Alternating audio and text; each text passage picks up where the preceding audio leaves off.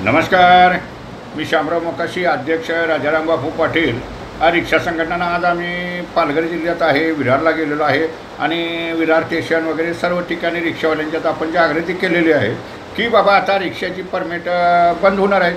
ज्याला कुणाला काढायची असली तर काढा आणि एक व्यवसाय करा। आता कुठलाही व्यवसाय राहिलेला नाही, बेकारी वाढलेली आहे आणि लायसन बिल्ले काढा, रिक्षाचं परमिट काढा आणि आपला व्यवसाय करा। आता प्रत्येकाने लक्षात ठेवलं पाहिजे, कुठं नोकऱ्या नाहीत, काहीसुद्धा नाहीत आणि ही आपणाला रिक्षा हे असं वाहन आहे, जर ते प्रामाणिकपणानं केलं तर आपल्या कुटुंबाचा खर्च आपण भागवू शकतो। हे मात्र प्रत्येकानं लक्षात घेतलं पाहिजे। तर ज्यांना कामधंदा नाही त्याने रिक्षाचं जरूर लायसन काढा, बिल्ला काढा। त्याच्यासाठी तुम्हाला 15 वर्षाचा वास्तव्याचा दाखला लागतो, पोलीस रिपोर्ट लागतो, Aadhaar card, PAN card, ration card, voting card, ह्या सगळ्या गोष्टी असतील तर तुम्ही रिक्षाचं लायसन काढा, बिल्ला काढा।